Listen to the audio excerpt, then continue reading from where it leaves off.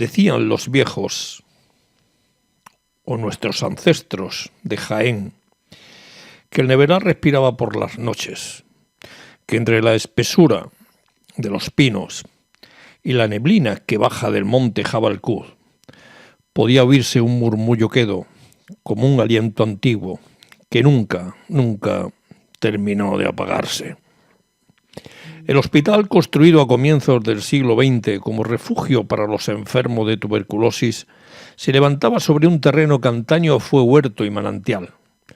Los muros blancos, ya agrietados, aún guardaban la humedad de los inviernos en que decenas de camas se alineaban frente a los ventanales abiertos buscando el aire puro para los pulmones rotos. Con el paso del tiempo, los enfermos se fueron y quedaron los huecos. Los trabajadores del nuevo centro contaban historias, luces que se movían solas en los pasillos clausurados, una baja temperatura inexplicable en el ala norte y sobre todo llamaba mucho la atención la figura de una mujer vestida de blanco que aparecía junto a la antigua galería de radiología.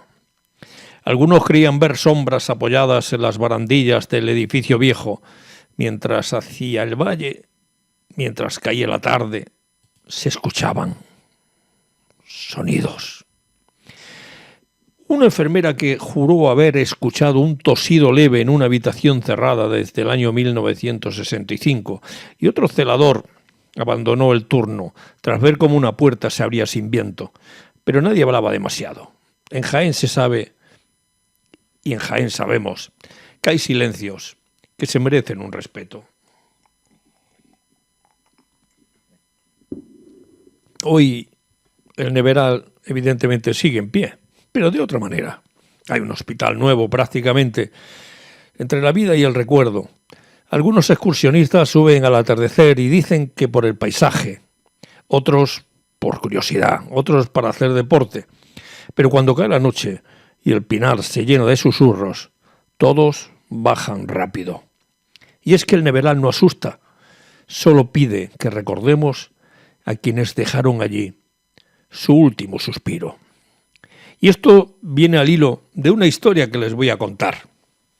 Una historia que al menos deben de pensar si es una leyenda, si es un mito o es una patraña. La carretera que sube al Neveral siempre fue estrecha y fría.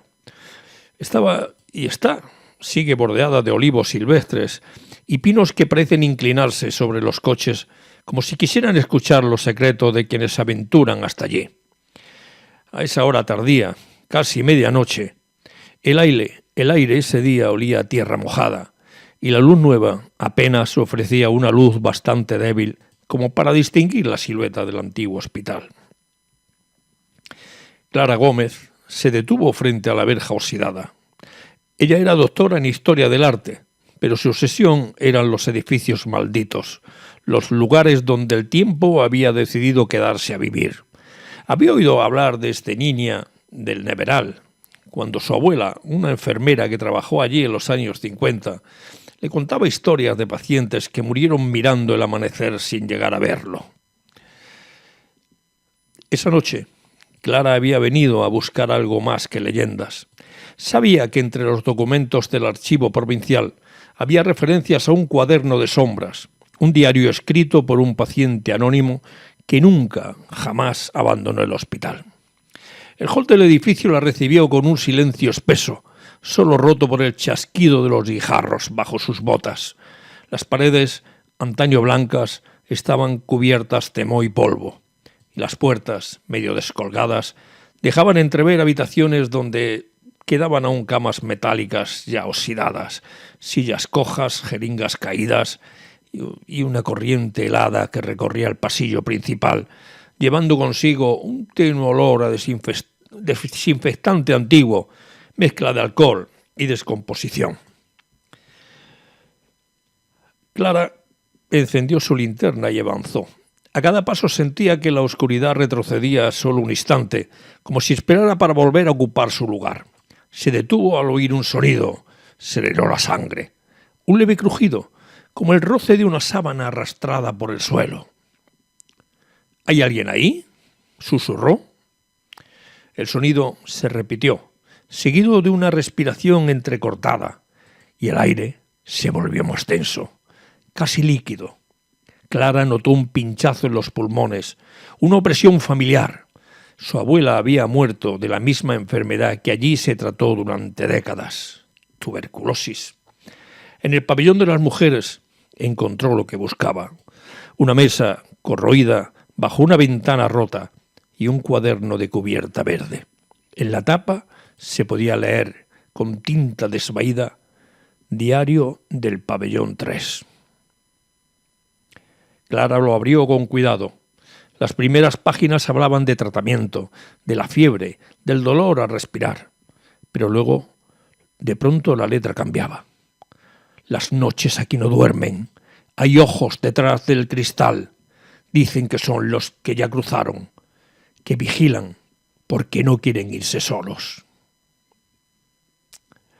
Un golpe seco resonó a su espalda. Giró la linterna y vio algo imposible. Una figura en camisón blanco, descalza, con el rostro cubierto de vendas. No caminaba, flotaba, y tras ella se extendía un rastro de vapor, como si el aire se enfriara solo a su alrededor. No quise irme, susurró la voz, ronca y apenas humana. Nos dejaron respirar el mismo aire, pero no la misma vida. La figura se detuvo frente a Clara, alzó una mano temblorosa y señaló el cuaderno. Devuélvelo, no debe salir de aquí. El viento irrumpió de pronto, cerrando las puertas con un golpe. La linterna se apagó, todo de pronto se volvió negro. Clara sintió que le rodeaban suspiros, toses, leves, gemidos apagados. El suelo vibraba como si decenas de pasos invisibles caminaran a su alrededor. Cuando volvió la luz, estaba sola, pero el cuaderno había desaparecido. En su lugar, sobre la mesa, había una palabra escrita con ceniza: pulmón. Corrió hacia la salida. El aire de la madrugada dolía al respirar. Al girarse para mirar el edificio por última vez, las ventanas del tercer piso se encendieron con una pálida luz azul. Dentro se movían sombras de pacientes que seguían tosiendo, soñando o esperando esa alta que nunca les llegó. Desde entonces, dicen los senderistas que suben al monte que a veces, cuando la niebla baja sobre el neveral, se oye el eco de los enfermos cantando un himno sin letra. Algunos aseguran incluso haber visto una mujer observando desde la verja con un cuaderno verde entre las manos. Pero ese cuaderno, nadie volvió a encontrarlo. Yo soy Diego Moya y esto ha sido Mitos y Leyendas de Jaén. ¿Será verdad? ¿O es una historia que nos contaban nuestras abuelas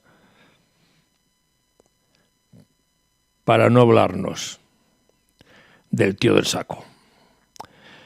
Feliz noche, felices sueños, si es que, después de esto, mirando hacia el castillo que asoma parte del hospital, podéis dormir. Yo seguro que dormiré a pierna suelta, porque es en las noches cuando busco historias para contarles.